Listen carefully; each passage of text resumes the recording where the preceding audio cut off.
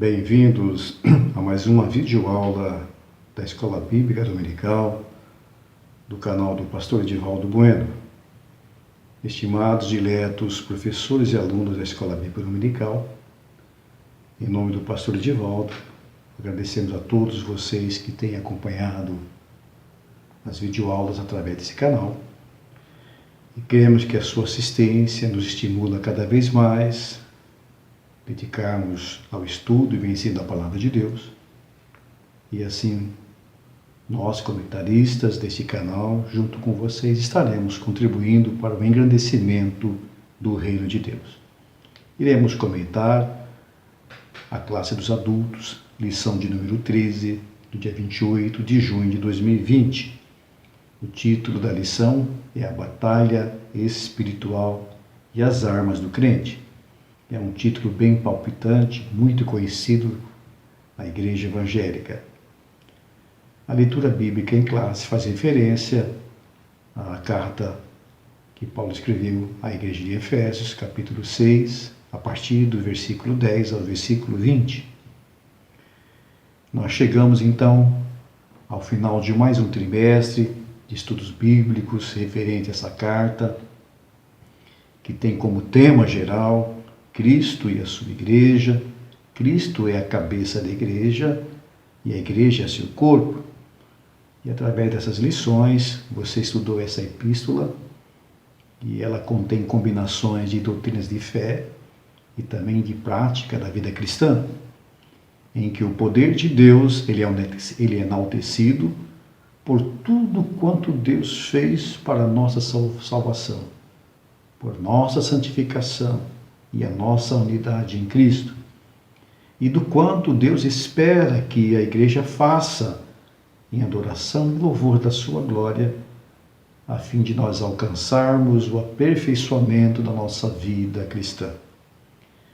Você, estimado professor ou aluno da escola bíblica, você observou que a carta iniciada destacando o propósito de Deus, o seu propósito eterno para com a igreja, revelado por meio de Cristo, iniciou com a sublimidade das bênçãos espirituais em Cristo, e agora o apóstolo finaliza exortando o dever cristão de viver nessa unidade, nessa pureza, por conta de que você é constantemente bombardeado pela presença de poderes hostis. Ou seja, por um lado glorioso e poderoso, nós somos abençoados com as bênçãos espirituais em Cristo nas regiões celestiais, e inquestionavelmente por isso mesmo há uma batalha espiritual em que somos diariamente submetidos, visto que a verdade da cruz e a ressurreição de Jesus Cristo são uma ruína para o diabo e as suas legiões. Portanto, o apóstolo Paulo, ele reafirma esta verdade doutrinária em sua carta direcionada à igreja de Colossenses, capítulo 2, versículo 15, pela qual nós necessitamos entender que batalha espiritual é essa. Paulo então escreve dizendo sobre Cristo e o poder que nele habita, toda plenitude e divindade, e que os crentes estão perfeitos nele, que ele é o cabeça de todo poder e potestade, e que ele, despojando os principados e potestades, os expôs publicamente e deles triunfou em si mesmo. Então, refere-se que Jesus Cristo colocou as potestades e os principados a sentirem vergonha. Nisto, o apóstolo Paulo, ele faz uma ilustração da imagem de um general romano conquistando os seus inimigos e os faz desfilar pelas ruas, derrotados, humilhados, por trás do seu carro. E é comum nós ouvirmos de novos crentes ou velhos crentes, perguntarem por que são amedrontados por batalhas espirituais. Justificadamente, a batalha espiritual do crente, ela tem seu início nas regiões celestiais. Fato é que uma luta cósmica invisível ocorreu na cruz do Calvário. E o príncipe desse século, ele foi expulso. O evangelista João escreveu no seu evangelho, no capítulo 12, versículo 31, agora é o juízo deste mundo, e agora será expulso o príncipe deste mundo. Vemos então que através da morte e da ressurreição de Cristo, pelos pecadores, Satanás foi roubado do seu poder para intimidar e controlar as pessoas através da ameaça de morte e também da separação eterna de Deus. Paulo escreveu na sua carta aos Romanos, no capítulo 5, versículo 12, pelo que, por um homem entrou o pecado no mundo, e pelo pecado a morte. Assim a morte passou para todos os homens, por isso que todos pecaram. E Paulo também, em contrapartida, escreveu na sua carta aos Romanos, capítulo 6, versículo 23, porque o salário do pecado é a morte, mas o dom gratuito de Deus é a vida eterna por Cristo Jesus, nosso Senhor. É importantíssimo entendermos que as forças da escuridão são derrotadas e o poder do diabo está quebrado, mas ainda eles não são inofensíveis, eles estão na ofensiva da mesma forma.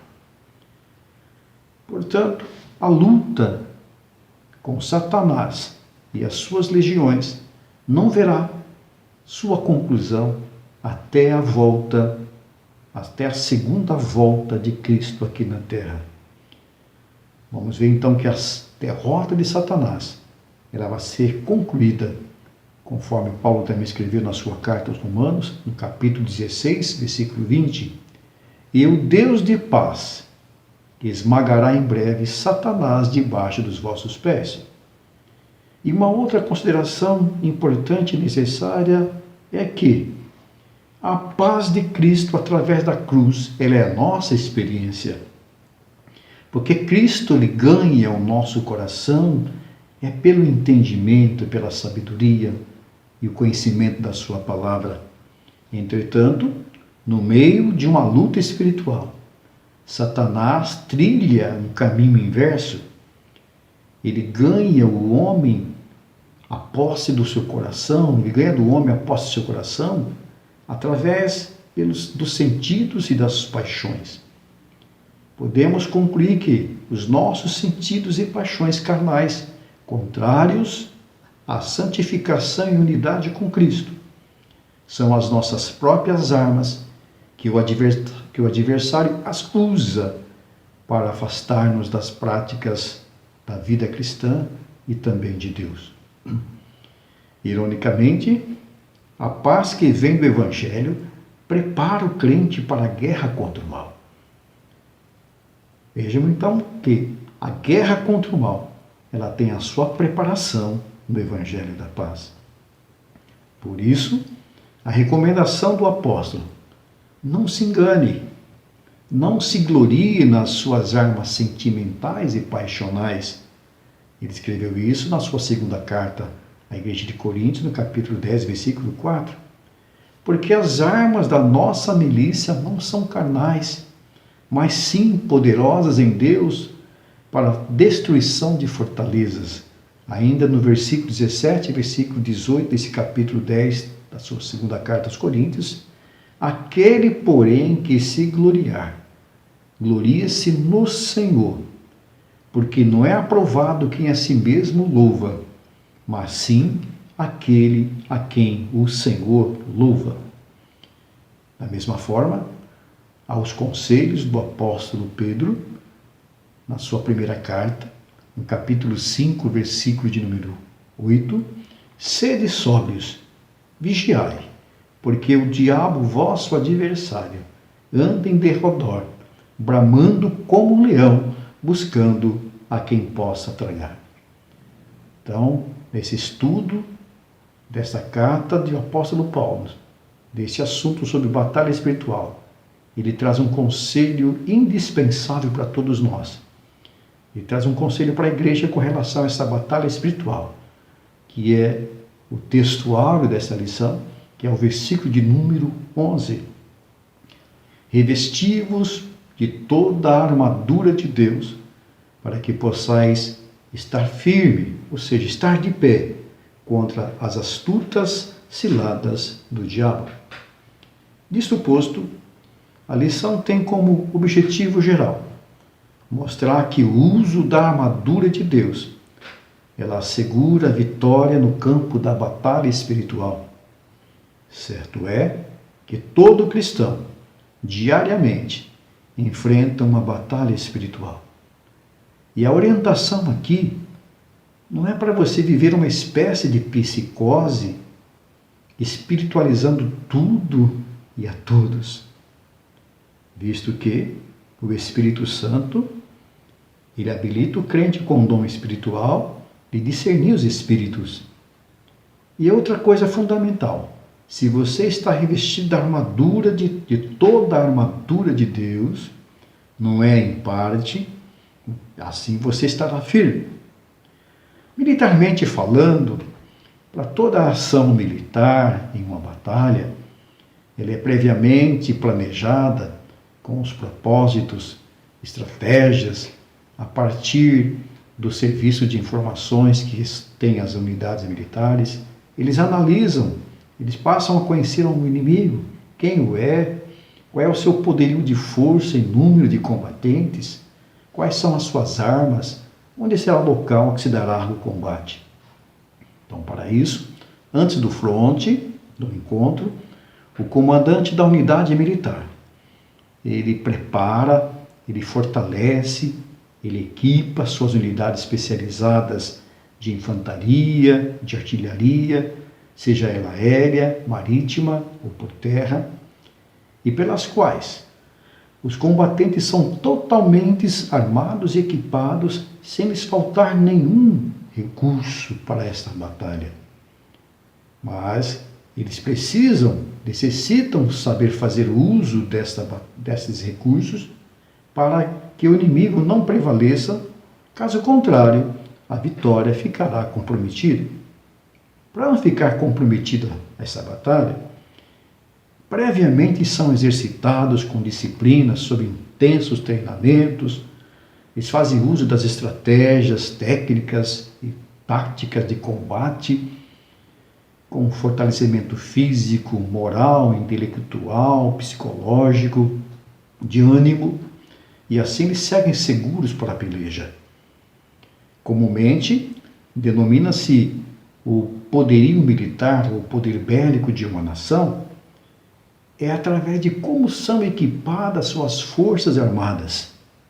E de forma parecida, observamos que o apóstolo Paulo, ele ilustra a igreja na sua luta espiritual. Logicamente que a diferença básica é de como as forças armadas são fortalecidas. As terrestres são estimuladas, planejadas, preparadas com forças humanas. As de Deus são espirituais, logicamente. E ao finalizar essa epístola aos Efésios, a igreja é convocada para lutar e resistir aos inevitáveis conflitos e contra as forças espirituais da maldade.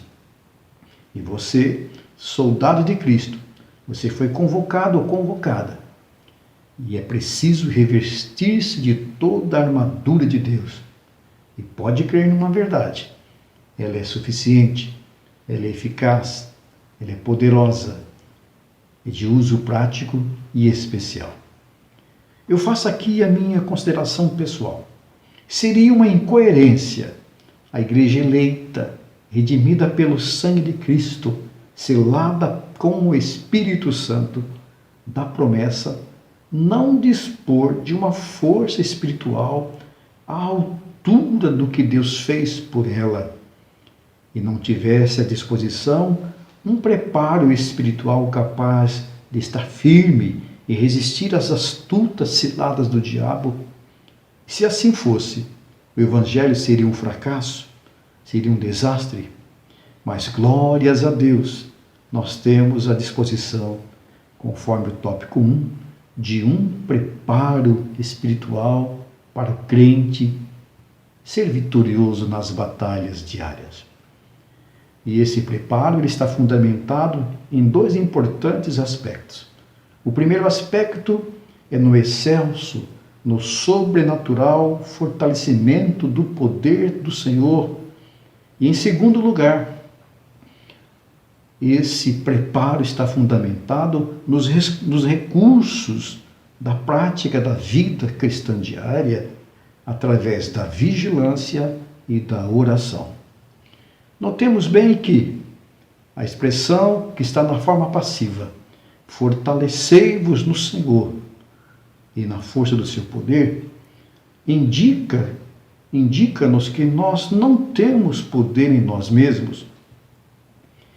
E estudamos também que o apóstolo ele usa termos semelhantes, conforme já estudamos no capítulo 1, versículos 19 a 20, para descrever o poder que ressuscitou Jesus dentre os mortos, que diz assim: e qual a sobreexcelente grandeza do seu poder sobre nós, que cremos, segundo a operação da força do seu poder que manifestou em Cristo, ressuscitando dos mortos e pondo à sua direita. Observamos então que nós não somos encorajados a enfrentar os exércitos do mal, das trevas, em nossa própria força, mas na força que ressuscitou Jesus e os crentes com ele. Você pode observar isso nas referências do capítulo 2, versículos 4 a 6, da carta aos Efésios, no capítulo 3, versículos 16 a 19. Essa é a nossa força e poder. Podemos dar glórias, aleluias, porque essa é a nossa força e poder. E essa força e poder nos são conferidas através de algumas importantes verdades práticas, pelo que a vitória não pode ser alcançada por outro meio. E conforme o comentarista, conhecer as Escrituras sem a devida obediência e a pessoa frequentar os cultos sem a genuína conversão não são suficientes para encarar, enfrentar e derrotar as forças espirituais da maldade. Por isso, o apóstolo Paulo, ele apresenta-nos formas concretas de que os cristãos precisam negar as suas vidas antigas. Você pode observar essas formas concretas que estão registradas a partir do capítulo 4, versículo 25, ao capítulo 5, ao versículo 5. Por isso, esse preparo se dá das seguintes formas. O preparo para a batalha espiritual se dá através da comunhão com Deus em Cristo, por meio do Espírito Santo, onde pertencer a Cristo é repudiar uma velha vida e abraçar uma nova vida. Quem está em Cristo, nova criatura é. As coisas velhas se passaram, eis que tudo se fez novo. E é como observar uma imagem de uma pessoa tirando uma roupa desgastada e vestir-se de uma roupa nova. O preparo também se dá pelo despojamento do velho homem e as suas práticas e pela renovação da mente através do Espírito. Paulo deixa registrado no capítulo 4 de Efésios, versículos de 22 a 23. Ainda a preparação se dá pela vida de santidade. A vida de santidade da nova criatura que, segundo Deus, é criado em verdadeira justiça e santidade. Paulo deixa registrado no versículo 24 do capítulo 4. Uma outra observação para esse preparo espiritual para essa batalha é ser cheio do Espírito Santo. conforme Paulo escreveu no capítulo 5, 18 de Efésios: não embriagueis com vinho em que há contenda, mas enchei-vos do Espírito Santo. E aproveitando esse estudo bíblico da carta aos Efésios, e aqui nesse ponto há uma resposta para diferenciar o crente ser cheio ou não ser cheio do Espírito Santo. Observamos que enquanto no capítulo 1, versículos 13, versículo 14, e também no capítulo 4, versículo 30 de Efésios, o apóstolo, ele ensina-nos sobre o selo do Espírito Santo. E diz assim: e tende vocês crido no evangelho da vossa salvação, fostes selados com o Espírito Santo da promessa. Interessante observarmos que esse entendimento diz respeito a uma iniciação realizada pelo Espírito Santo de uma vez por todas para a vida cristã, enquanto assim o cristão permanecer.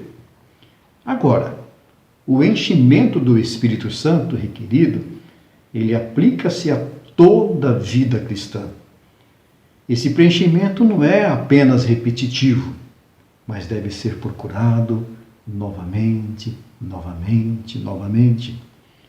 Então, observe na passagem paralela que Paulo escreveu aos Colossenses, Paulo diz aos cristãos para deixar a paz de Cristo governar seus corações e me permitir que a palavra de Cristo habite neles ricamente. Colossenses capítulo de número 3, versículos 15 e 16.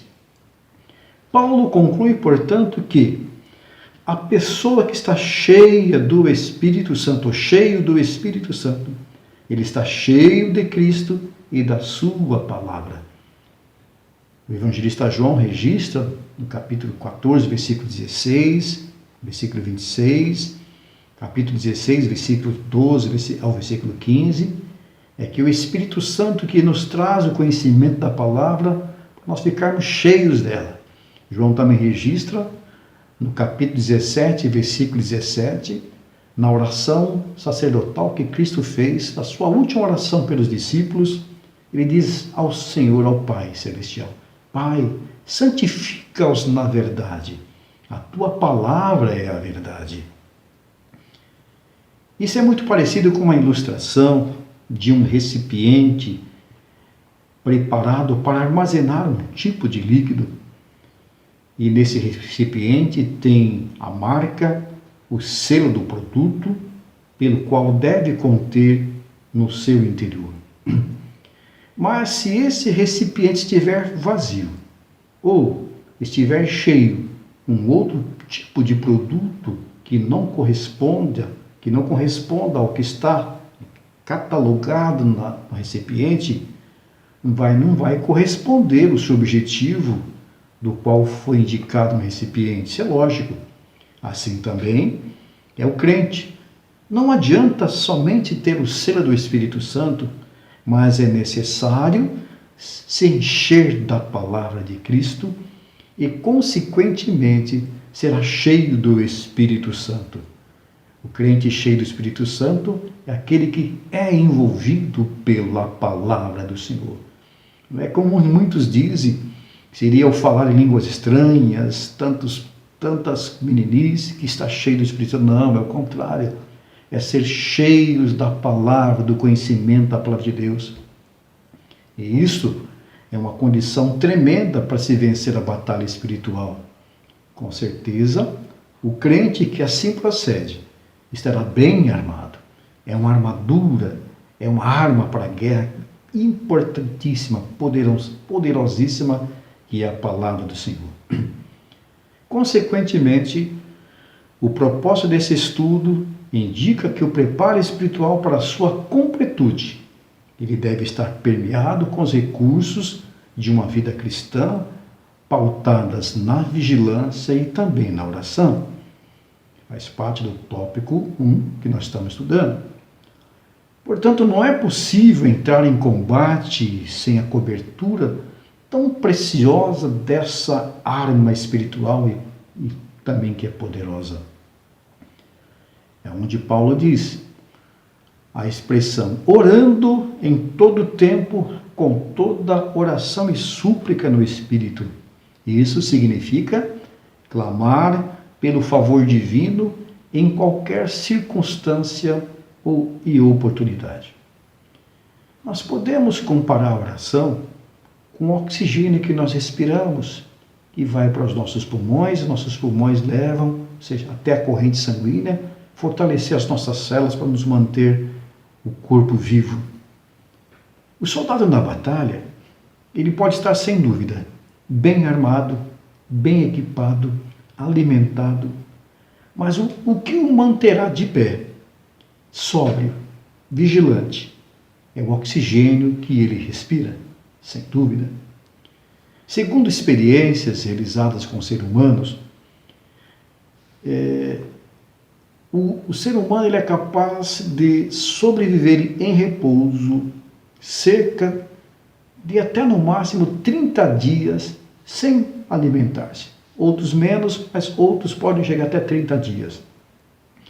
Ele pode suportar 7 dias sem ingerir nenhum tipo de líquido e sobreviver. Mas uma coisa é interessante: qualquer ser humano não consegue sobreviver 5 minutos sem respirar o precioso oxigênio. Ou seja, sem a oração, sem a vigilância, não se tem vida espiritual. O crente torna-se morto. Capítulo 5, versículo 14, Paulo fala: desperta tu que dormes, resplandece, desperta tu que dormes, e Cristo te esclarecerá. Notemos ainda que, numa guerra, há sempre momentos necessários para o soldado descansar, repousar, dormir. Enquanto isso, é indispensável a presença, ter-se sentinelas, vigias, que em quartos de horas estão acordados, estão sempre vigilantes para proteger os demais que estão dormindo. Desta forma, a oração, ela preserva o crente das astutas ciladas do inimigo. E diz que o ladrão vem de noite. As ciladas são preparadas nas trevas, mas quem está vigilante na oração está sempre acordado, sempre atento. E no capítulo 5 de Efésios, versículo 8, Paulo diz que noutro tempo vocês eram trevas, mas agora sois luz no Senhor. Andai como filhos da luz. Por conseguinte, como filhos da luz e na luz do Senhor, vai nos favorecermos enxergarmos as astutas ciladas do diabo, que é o assunto do tópico 2, conhecendo o campo da batalha espiritual. Está bem claro aqui que o apóstolo Paulo define bem quem é o inimigo no campo dessa batalha espiritual. A expressão, as astutas ciladas do diabo, conforme o capítulo 6, versículo 11, está se referindo à totalidade do reino das trevas, liderados pelo líder, identificado como diabo, que significa caluniador, acusador, e todos eles são seres espirituais poderosos, são componentes e constituem as agências do poder do ar, e adiante deles segue a bandeira do reino das trevas, com o emblema estampado do mal. O emblema do mal vai estampado nessa bandeira. E esses seres espirituais poderosos, como soldados obedientes, eles têm o propósito de matar, roubar e destruir a humanidade.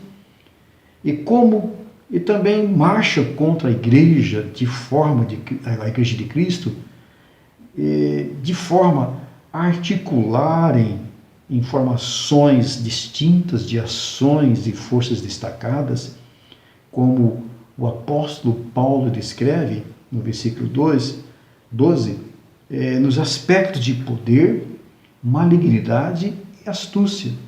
Então, esses seres, eles são distintos em formas de poder, malignidade e de astúcia.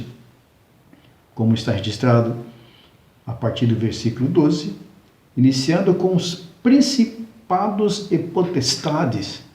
Eles são indicados como seres poderosos, eles têm primazia e autoridades de agir. Depois vem os príncipes das trevas, é uma outra classe. Eles são identificados como líderes de anjos caídos, que sob o domínio do diabo, eles exercem domínio sobre a humanidade. E por último vem as hostes espirituais da maldade. São os referidos demônios que empregam seu poder para o mal. São malignos. Observe então que todos eles são astutos. Eles são cheios de sutilezas. Eles maquinam a queda da igreja. E tomados de uma fúria tremenda, e por meio do espírito do erro que neles opera, que orienta a eles, são dirigidos pelo espírito do erro, perversamente eles articulam ciladas contra o crente e contra a igreja. E eles são especialistas em preparar laços astutos, tais como eles procuram confundir a mentira com a verdade, conforme aconteceu com Eva, Gênesis capítulo 3, versículo 4 a 5, a tentação de Adão e Eva lá no Éden. Eva foi a primeira vítima dessa confusão da mentira com a verdade. O Senhor disse para Eva e para Adão: não coma do fruto do conhecimento do bem e do mal, porque no dia que vocês comerem, vocês vão morrer.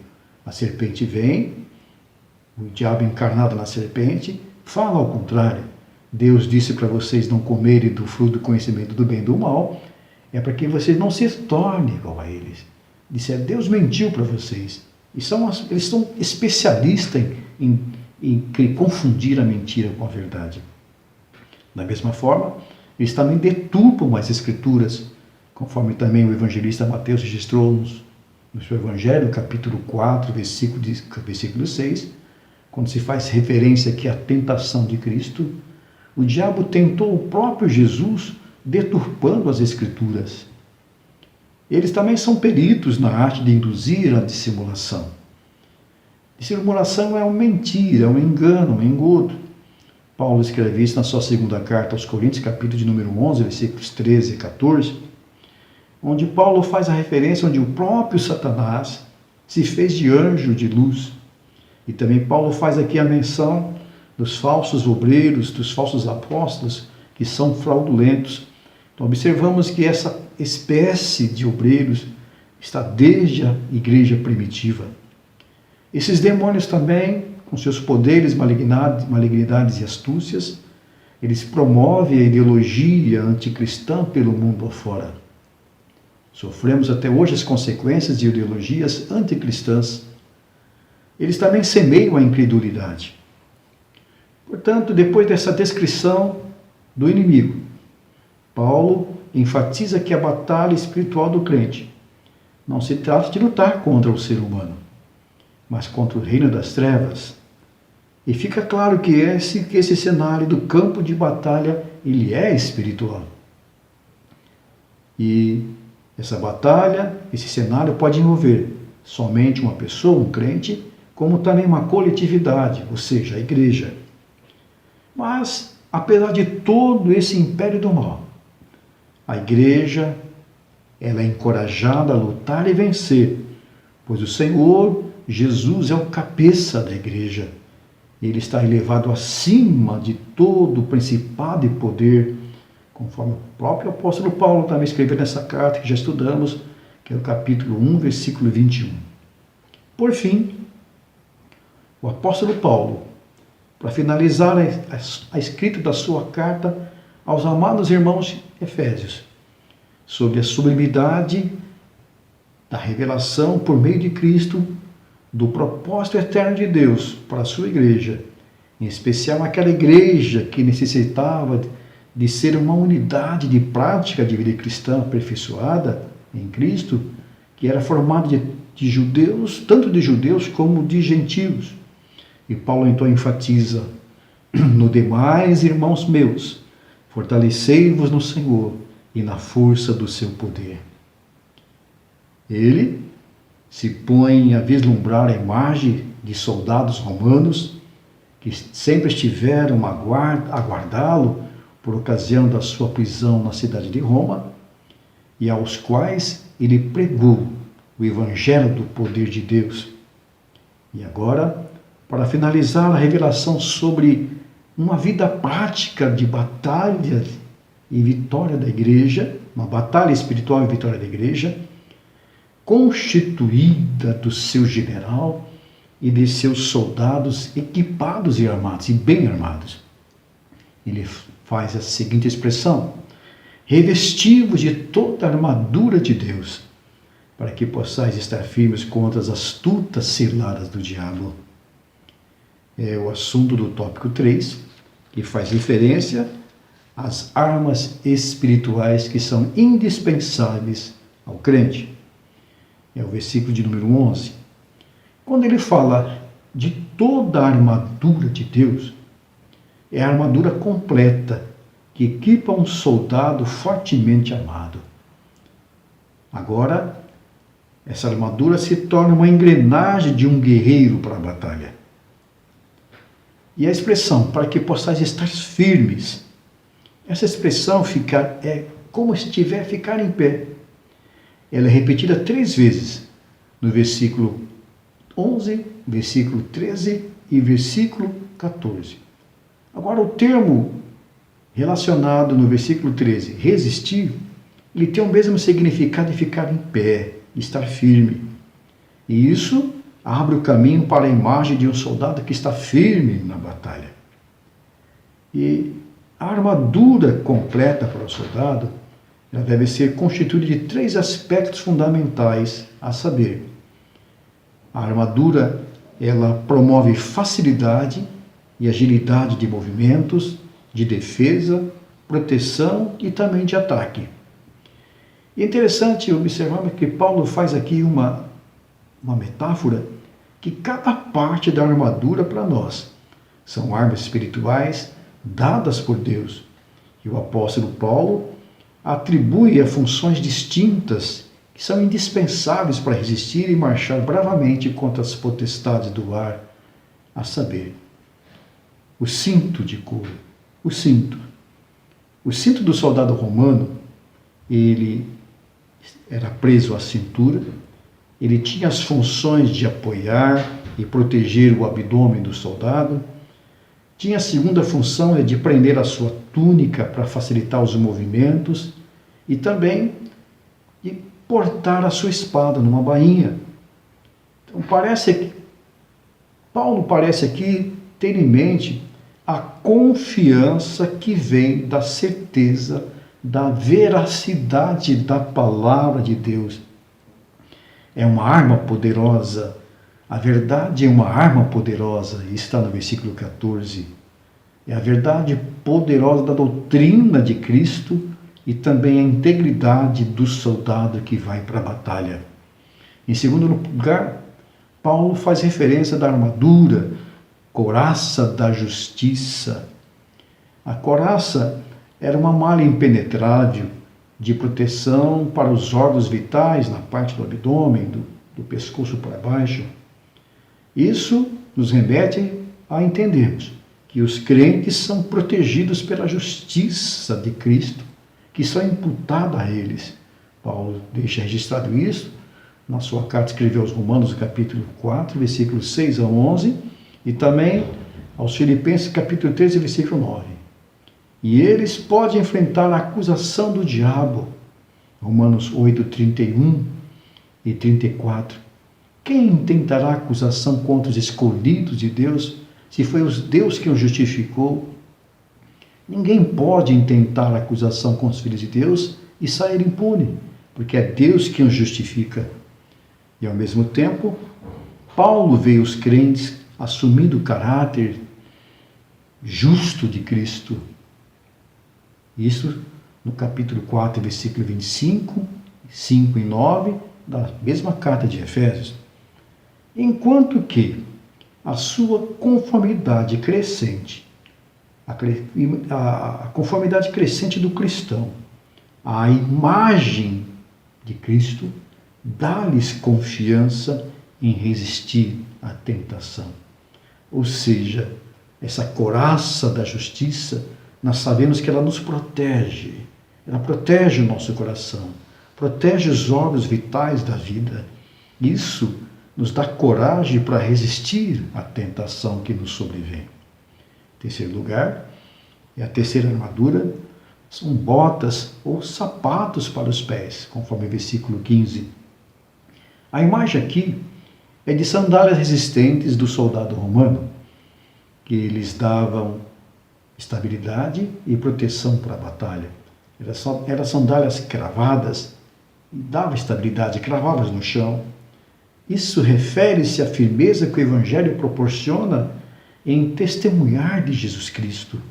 Romanos capítulo 1, versículo 16. Ironicamente, como já dissemos, a paz que vem do Evangelho prepara o crente para uma guerra contra o mal. Vimos isso no capítulo 2, versículo 14, versículo 15 e também versículo 17. A quarta parte dessa armadura, e feita uma metáfora por Paulo, é o escudo da fé, versículo 16. O escudo romano ele era grande o suficiente para proteger o soldado da cabeça aos pés, proteger todo o corpo dele.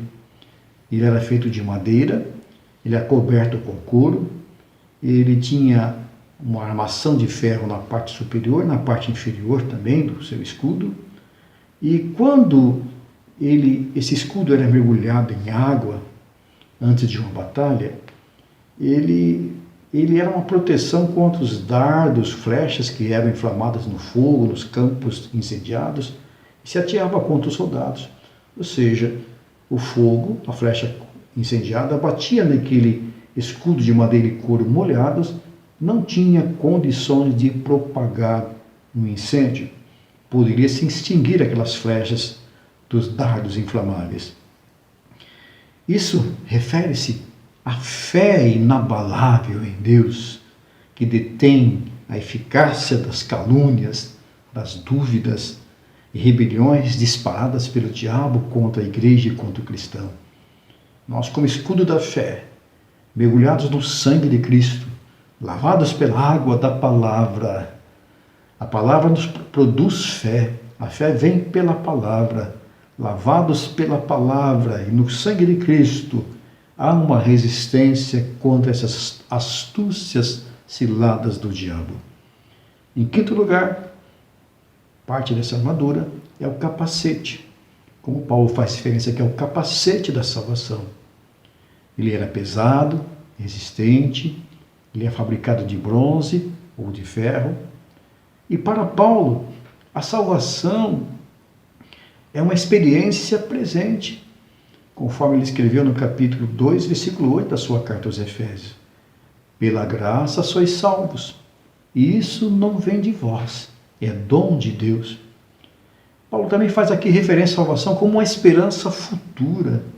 Ele escreve como referência na sua primeira carta à igreja de Tessalonicenses, capítulo 5, versículo 8. Portanto, para o crente, a confiança é a fidelidade de Deus para completar a salvação que ele começou. É uma arma poderosa contra as astutas ciladas da incredulidade. Quantas vezes o crente é submetido às batalhas espirituais e que põe em xeque a sua salvação. Mas o crente, com o capacete da salvação, protege o seu intelecto, protege a sua mente. Ele não dá ouvidos às astutas das ciladas de incredulidade. Ele sabe que confia que Deus é fiel. Aquele que começou a boa obra, ele vai terminar. Por último, a sexta parte dessa armadura, ela é imprescindível. É uma arma ofensiva, é a espada do Espírito, a qual o apóstolo Paulo faz referência. Vemos aqui que a espada ela é identificada como sendo a palavra de Deus, inspirada, penetrante, conforme os escritores hebreus, ele faz referência, porque a palavra do Senhor, ela é mais penetrante que espada alguma de dois gumes. Ela é poderosa para penetrar até a divisão da alma, do espírito, dividir juntas e medulas, apta para discernir as intenções do coração e também dos pensamentos, e não há quem possa resistir essa espada penetrante. Por isso, esta espada deve ser usada tanto para resistir às ciladas do diabo, quanto para derrubar as fortalezas de Satanás. E no arsenal do crente, ela é comparada com uma espada romana. Ela era projetada de forma curta, para um combate corpo a corpo. Isso significa que o enfrentamento de uma batalha espiritual é diário. Para nossa conclusão dessa lição, observamos então que a igreja ela é vitoriosa, a igreja de Cristo ela é vitoriosa contra as forças do mal e é garantida pela excelente grandeza do poder de Deus. É o poder de Deus que garante a vitória para o crente da igreja. Então nós sabemos e nós temos consciência que nós não podemos subestimar os ardis de Satanás. Eles estão ainda na ofensiva.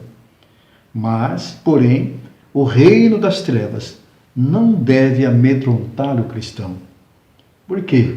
Como soldados convocados para o exército de Deus, nós devemos estar prontos, revestidos com a armadura de Deus, combater e vencer as potestades do ar. Jesus é o nosso general de guerra. O Senhor tem nos equipado com essas armaduras. E a sua armadura, ela é eficaz, ela é potente, ela é maravilhosa, nos guarda, nos protege contra o mal. Portanto, estejamos firmes, firmes no combate da fé.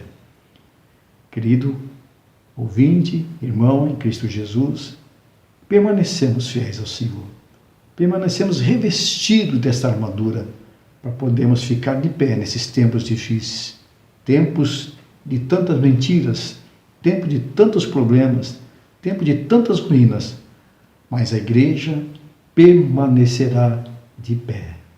O soldado de Cristo permanece de pé. Que Deus em Cristo os abençoe em nome de Jesus.